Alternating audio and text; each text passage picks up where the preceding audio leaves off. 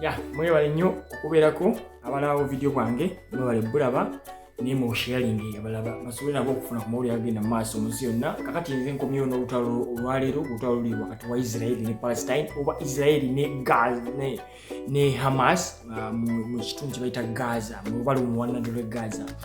Kati olunaku lwa 32 32nd day olutalo lutandika ennaku ziri 32 kwenda kuzomwe ziri 8 kati nkuwa okuva lwatandika mpaka eggulu ekawungeezi ekiriwo soka wetegereze ngenda kulaga map olabe abasajja ba Israel batambuza batya abasajja ba Hamas bagezaako batya okola ki okwedifendinga kubanga abasajja babakuba zibbo mu buli kanaku buli ssaawa basibako emiriro.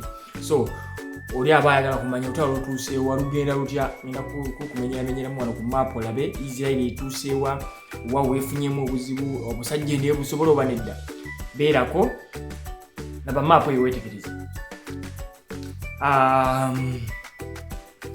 Soka wetegereze map eyo girabe. Olwaleero ennaku z'omwezi nga 7 Novemba oba ennaku z'omwezi 7 2023 mwaka gwa 2023 bakulaga nti bw'otegereza ebitundu ebyo olengera ebitundu obulinganga map webeeranga ya white bigamogobera omuli ndeni kaliko lingira agenda akalinga ka maroon kale ya maroon ya iyo advance Amaje ga Israel gatambudde. So gakwata ku side ya north eno jolingira aro bolingira obwa red naye ekitundu ekyolabe ekiringa ekishading ekyo kyonna Israel ekifo yajerumba wetuusaawo then ne muno makati wola wali Salah Eldin Road era baavuga mpaka nga bagenda ku coastline batuka ku coastline kati ne babanga abeetolodde ekibuga naye nga kibaali baagala bwolaba buno aro obutambula eriyo lengira amazzi ago mazzi kitegedde kati Israel yagala esekiwalinga ekifo ekyo kyonna ebeerenga ebeetolodde kubanga side eno waliyo nsi ndala eri engulu Israel ne wano basazeemu waki basazisa Israel yasazeewo kati yagala yeetolole ekibuga oba ensinga oba ekitundu Gaza yakisalamu emirundi ebiri.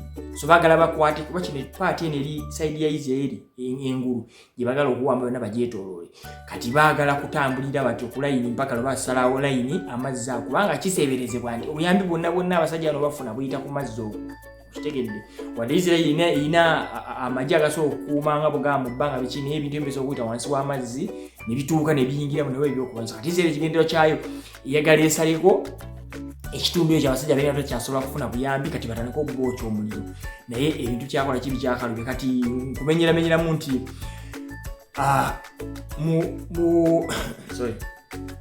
waliwo okugamba nti very slow advances overall with some interest in northern area nti waliwo okugenda okulumba kutono genda maaso kutono then n'okudda emabega zibaita retreats nga kumanya mu magye singa obabanga oyinza okubanga osaliddwako n'osalawo odde emabega okusinga okufiirwa abajaasi abangi oddamu ne weetegeka. So mu mambuka amagye ga Israel gatandise galumba gagenda geyongera mu maaso nga bagenda awali ekibuga kyebayita Alishati naye bafunye okulumbibwa babambushinze amagye Hamas babambushinze ne battaka abajaasi abamu ekyafoosinze Israel oba amagye ga Israel okukola ki okudda emabega. Then west of Beit Lahia bwolaba akatundu Beit Lahia era on its west kati era ndozolengera awali ka aro akashisonze munda awola wali ka aro akasonze munda tewannabawo kyamanyi genda mu maaso wetegereze maaso ogirabe naye waliwo olutalo lugenda mu maaso naye tewannabawo kugenda mu maaso Israel tennaba kugenda mu maaso olutalo bakyalwanira akatundu ako kiyinza okugamba. So netugenda mu Maserengeta south of Gaza city wage okulwana kukyagenda mu maaso mu kitundu kye bayita Talahawa. Amagye ga Israel gagamba nti gawambye nga bugamba nti olubalama lw'ennyanja naye tebannaba kubeera nga balufunye nga bugamba nti okulufunira ddala babeere nga balina under control onna. So tikinaba kubeera sure mu kitundu kyoyita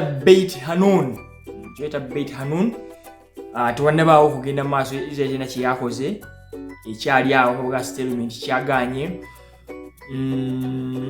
naye nga mu bumpimpi nti Israel ekigendwa kyayo eyagala kusekiwalinga oba kufuna olubalama olwo lw'ennyanja nga bw'olulaba ebirenge bw'emala odduwamba abasajja aba Hamas ejja kwebaza obubatrapinga wakati awo esobola okukola buli kyeyagala kuba balina amagye buli kimu amazzi ku nnyanja kuli beesobola okuteekako balina submarine zaabwe basobola gundi aircraft carrier zonna zisobola okujja ne basobola obusajja ne babufungana ne bakola ki mpaka ne babuwangula. N'ekigambibwa nti Israel egamba nti oba aba Hamas bo bagamba nti okuteeberezebwa tanka 113 ne bulldozers ez'Abayisirayiri bazikubye ne bazoonoona. Approximately 113 Israeli tanks and bulldozers have been damaged or destroyed. So embeera y'olutalo saa zino kwekyali emmundu ekyanyooka Israeli ekuba erumba bono ate ne mu Lebanon nayo yakubyeyo yakatambira kondozo okalabaawo bakubye zibbomu okuva Israeli bakuba mu Lebanon kubanga Lebanon wasinzira abayekera ba Hezbollah abalangirira bo balivudde okuyingira mu lutalo era bakola kye basindika zimizayo bakuba mu Israeli. So Israeli ne front bbiri kyokka jjukira kigambibwa nti Hezbollah abo gundi ebawagira Iran. So naye ate Iran tennayingira direct.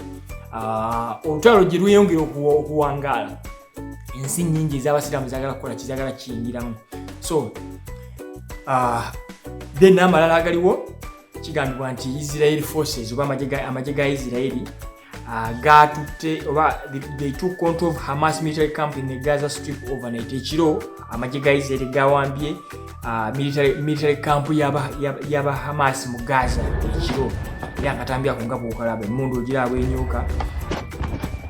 Bagamba nti the IDF reports that its aircraft struck over 450 targets in the last few days. Kigambibwa nti amagye ga IDF ennyonyi zaabwe zakoze ennyumba eziwera oba zakubye ebitundu 45 target 45 mu nnaku entono nnyo. So akatambya ku nga bw'okalaba emmundu ekola ki enyuka. Then amalala genda maaso gega mawulire agaliwo nsubire buli omu ajja kubeera bulungi nga kakubyako